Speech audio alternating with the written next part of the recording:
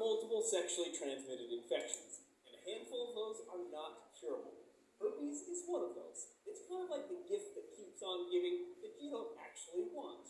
So in today's video, we're going to talk about why our bodies can get rid of herpes, the different types, how you spread or contract herpes, and even some potential treatment options.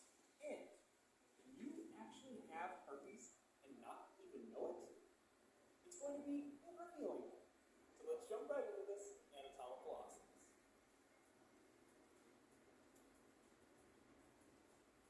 Herpes is a viral infection that typically manifests on the skin as a secure lesion.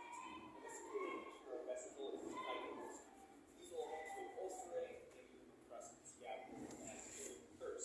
Now, herpes is caused by one of two different viruses, although there have been people that have contracted both. One is called herpes simplex virus type 1, or HSV1, and the other is called herpes simplex virus type 2, or HSV2. Now, HSV1 is most often associated with sores around the mouth and the lips, often referred to as cold sores or fever blisters, whereas HSV2 is most often associated with sores around the genital structures and even the anus. But there is some potential crossover between these two viruses, and that has to do with how you contract them. HSV1 is typically contracted or spread through direct contact with infected oral secretions from someone who has HSV1. And this is actually often done during childhood. Say like a parent or a sibling has a visible active lesion, and this infected oral secretion gets transferred from, say, like kissing or sharing of other various items that eventually make it to the mouth. Now, keep in mind, you don't technically always have to have a visible lesion to spread HSV1, because there are some people who have these mild reactivations of this infection, which we'll get to in a minute, and they could potentially spread it. It's just that when they do have visible, larger lesions, these lesions tend to shed more virus, have an increased viral load, and therefore increase the risk of transmission. Now, because of how HSV1 is typically spread like this through these infected oral secretions, it's not technically or generally classified as a sexually transmitted infection, although there are some exceptions to this. However, HSV2 is typically classified as a sexually transmitted infection because, again, it is most commonly transferred or contracted through direct contact of genital structures from an infected person. So let's cover one thing that many of you are probably thinking about. Is it possible to get HSV1 in the genital region as well as HSV2 around the mouth or the lips? And the answer is yes. Both virus types have been isolated from both genital lesions as well as oral lesions. It's just that more commonly, again, HSV1 is found around the mouth and HSV2 around the genital structures. Now, obviously, this transfer would occur through oral forms of intercourse. Say if somebody had an active infection or HSV1 around the mouth, and they performed a form of oral intercourse, that could transfer HSV1 to the genital structure, and vice versa is also true. If somebody had HSV2 in the genital region, it could get transferred to the mouth through oral forms of intercourse. So now we need to discuss, why is herpes the gift that keeps on giving? Or in other words, why does our immune system have such a hard time completely eradicating this virus? Because those of you who have experienced herpes, like cold sores or other various manifestations of the infection, you may have a pretty good idea that you can have flares where the lesions show up, and then they heal and go away, and then you can have another flare. And there's a lot of variability on how often or how frequently people can experience these flares. And for us to understand how this is working, we need to talk about what's known as the primary infection, and then how the virus kind of sets up in this latent kind of phase, and then can actually reactivate periodically. Lazada even on there. Find it every 99 pesos and below banner on the homepage. Shop 99 pesos and below deals every day. Like baby fashion and Budol quality deals under 99 pesos with money back guarantee. Budol Paco, shop every day 99 pesos and below now. So when a person is first exposed to the virus will infect epithelial cells. And epithelial cells make up the surface of your skin and even some of your mucous membranes. Like mucous membrane would be the inside lining of your mouth.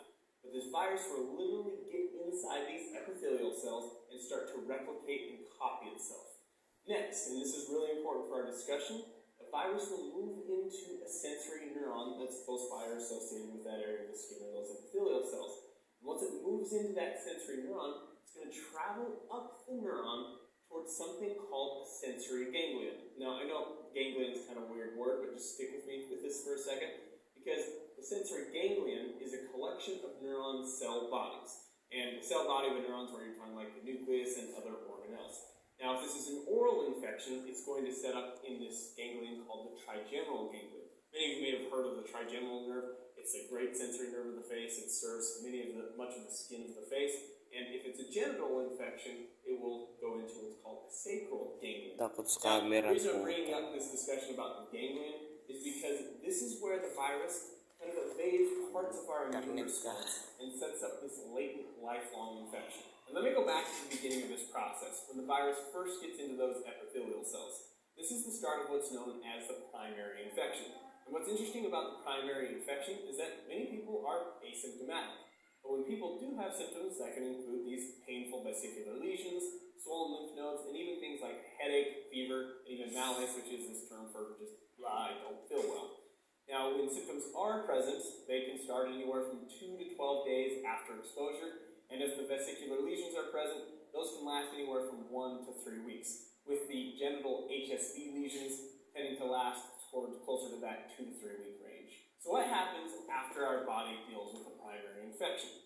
Well, this is when the latent phase of the infection starts, where that virus is kind of being contained within that sensory ganglion. Now, keep in mind that our body, or our immune system, even though it can't fully eradicate the virus, it can deal with it to a certain degree. For example, our body heals and improves from that primary infection, and with the recurrent infections that we're about to talk about, people who've experienced those know that the lesions can come and the body can heal. So our body does have this ability, especially from the perspective of the skin, to heal those skin lesions, and I kind of think of it as the immune system pushing the virus back up into that sensory ganglion, kind of containing it until a potential reactivation infection occurs.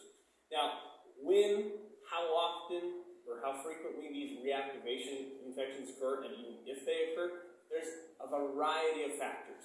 Host factors like you, your own immune system, things that are within you that are unique to you influence that, as well as environmental factors.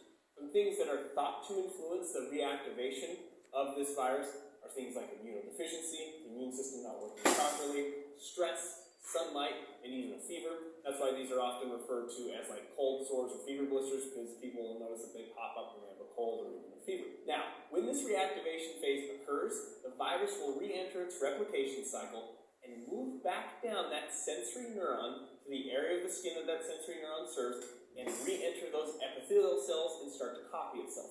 And this is when the vesicular lesions will start to reform.